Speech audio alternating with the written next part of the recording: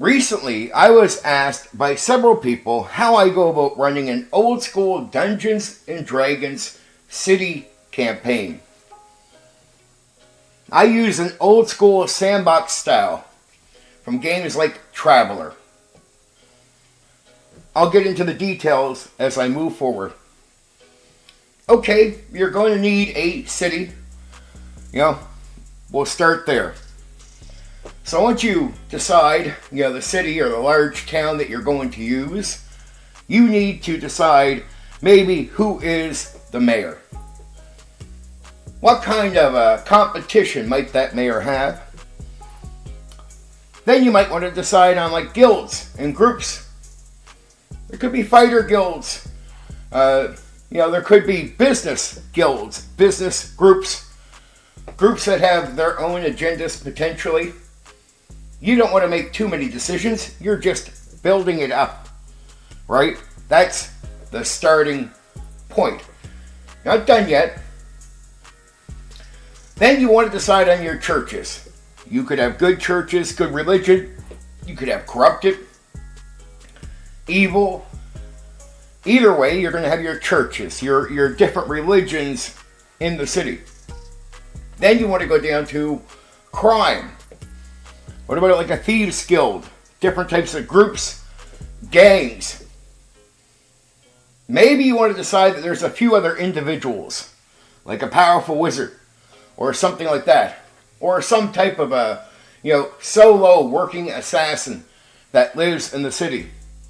It doesn't mean he would openly be saying he's an assassin, but you're making some decisions about important groups and people. You don't got to give them too many details. You're just so far laying it out. Now note, for a sandbox, you don't bother building a plot before you start the game. The plot will be developed once you start running the game. Because in a real old school sandbox, the players lead the game. They decide the direction of where things are going to go. Now, you get to the player characters. There could be the fighter, the thief, the wizard, the cleric. We'll just focus on the idea of the basic four. Ranger and paladins can be included in that, but we're going to focus on the main four because they will encompass others as well. Once you understand this, you'll be able to understand how to apply all this. So first, they're going to need somewhere to stay. Somewhere where they're going to pay to stay there. Some type of situation where there's a little pressure on them to get out and work and make sure they have the money to maintain whatever it is they have. With Traveller, it could be a spaceship. So you're going to use this type of pressure in a D&D game in a different way. It's going to be where they live, maybe a warehouse or a business they have. Something where they can't just sit around and do nothing. They have to make sure they're out doing work to get money for that thing. That's important. You want them to have a few connections so they can access jobs, be hired to do things. Maybe the connection is just somebody who's a middle person between them and a potential job. Then you look at the situation. You can create some conflicts. Maybe there's two business groups that have issues with each other. Two gangs that have issues with each other. Maybe the good church and the evil church, or what have you, or whatever you want to call it, corrupt. They're having issues. Maybe there's issues between the mayor and somebody who's trying to oppose the mayor. The government of your place, right? Either way, there will be some corrupt issues, something to investigate, something to look into. It could be very basic. Maybe one group is committing crimes, but we don't want to connect everything yet. You already notice as I'm talking about it, it's easy to assume connections. That's part of why you avoid the plot right away. Plots can be built up really easy under these conditions. So you create a number of jobs where maybe the thieves are, doing something very corrupt, or the business people, some potential job around that. And the player characters will have to get out and start looking into this. Now, how would you apply it? Well, we're not going to put a plot in, and we have pressures now.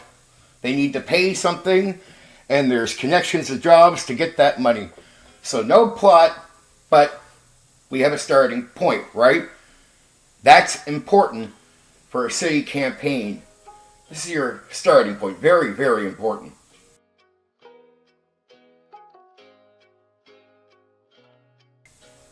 Now, the characters look at their options. There could be work to investigate here, investigate there.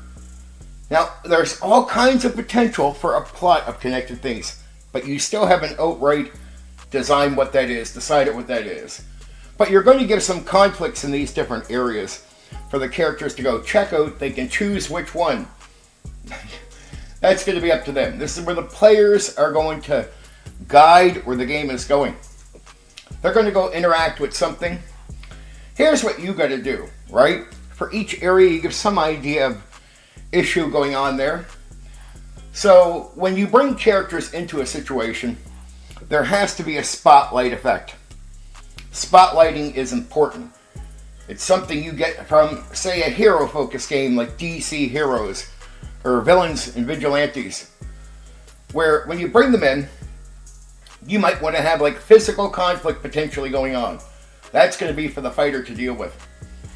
Maybe thieves are at every area, some corrupt type of people, where the thief can use their knowledge of thieves' cant to catch guys talking, but just to look into if there's thieves or corrupted people playing around.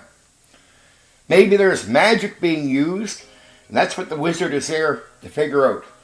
Who's using what magic, you know what I mean? What spells are being casted? How is that being played with?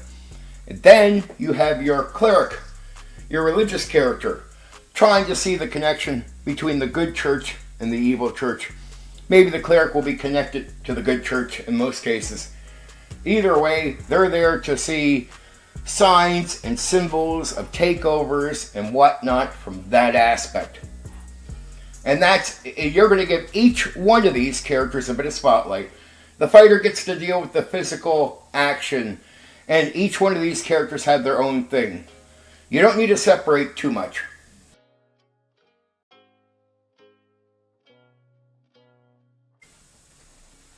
But spotlighting is very important. You're going to have different, areas for each one of these characters to cover in almost every situation. From the potential violence the fighter is going to deal with, to the potential thievery or what thieves work for what group. Just because you're going to talk to the business people doesn't mean there won't be thieves around there. Hey, there could even be thieves working for the mayor or their opponents. And of course, there could be thieves around the thief guilds and the gangs. You never know. Now you have the potential powerful wizards that could have more connections and know stuff. That's all a good starting point. Now, from here, you can start looking at connections. Okay, naturally see what the players are doing with their characters, and you want to know what the players think of what is happening, because you're going to start deciding from where they start to build the plot from that. If they go over to the business people, you start building it from there. Why are the corrupted? Are they connected to one of the gangs? Are they connected to the mayor or their opponent? You start making decisions as you see what happens and you let it play out. You feel out a plot. You don't have to develop it. Plots are easy just to sort of go with. It's not hard to come up with a plot. And then it becomes, well, the more you decide on the plot, that means more information the characters don't know. And that means they'll have to find out more investigation, more people to talk to. They could be dealing with a thieves guild and not exactly know how they function. They might not know why a certain leader in a certain guild is connected over here. What you'll do after the first session and you establish some of these ideas in your mind is start writing this out in more detail. So now you start developing the plot in more detail. You can do interesting things after you come back. There could be people in the city that if the player characters talk to and maybe pay that barkeep a bit of money, he'll say, oh yeah, there is a former thief guild master who's in another town and hiding now. right? Because he would not side with the mayor.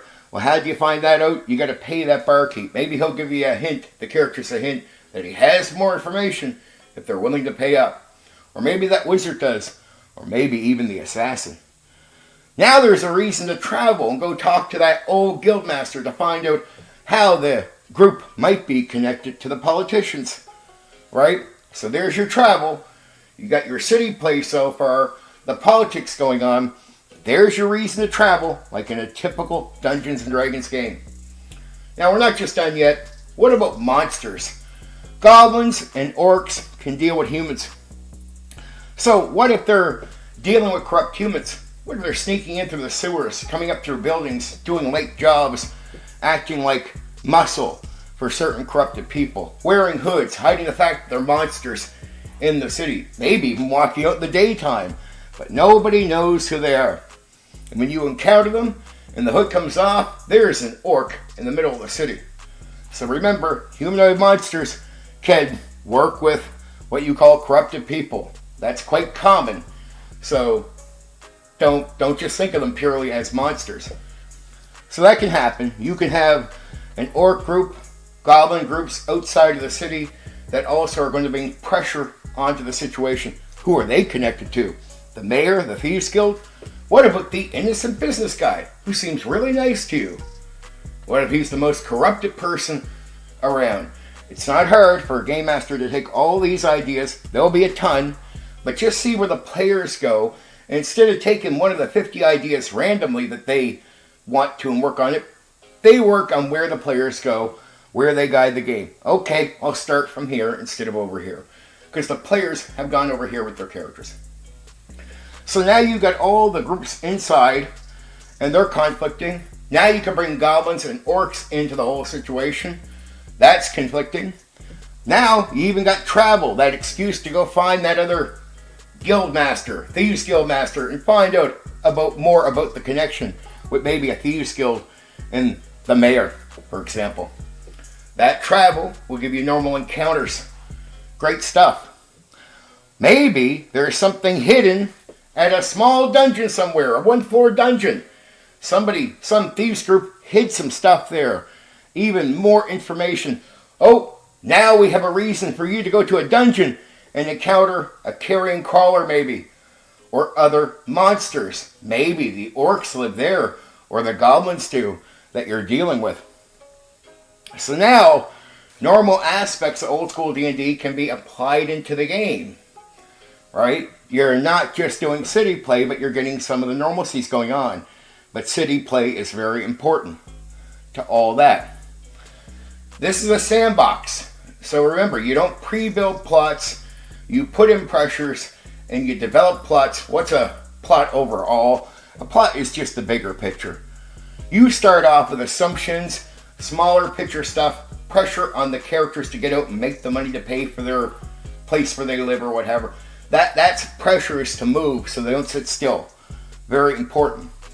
The random gangs, the groups, that's all, hey, these are ideas I can build from. But what you're going to do is see how the players interact with this stuff. And they're going to give you ideas. So don't just build right away. You don't want to plot right away. You want players to tell you what they think. Because they're going to tell you what they think. Ooh, I like that. You don't have to copy what they're telling you, but they might think, well, what if this is connected to this? Could be. But that's where after that first session, you start developing. But you just start. You always keep leaving a little bit of room open for all the different twists and craziness that will go on. Right? And you can add travel in. You can add a dungeon in. Hey, you could even get them out in a boat in the water going somewhere. They're not all stuck to the city, but that's where the main plot will be developed and put. Maybe overall the mayor is a threat to all the people there, or a thieves gang is a connection to orcs that do want to invade the city. You can make it up. It's not hard. It's all common sense, so don't be afraid about not having a plot when you start. Don't fear it. Actually get excited of all the potential plots you can develop as the game moves forward. And don't think you're cut off from running a dungeon or running travel and putting in normal monsters. But don't be afraid to also understand some humanoid monsters could even enter the scene in interesting ways, get into the city, and do stuff. There you go. I promise you, if you take my advice here, it's actually not hard to run a city campaign for old school Dungeons and Dragons. And these concepts could be borrowed for the new school of D&D. It's not hard to take my ideas here and just apply it in different ways to what you're doing with 3rd edition or 5e. It's all common sense, but it works. So there, I've done a lot of these city campaigns with old school D&D.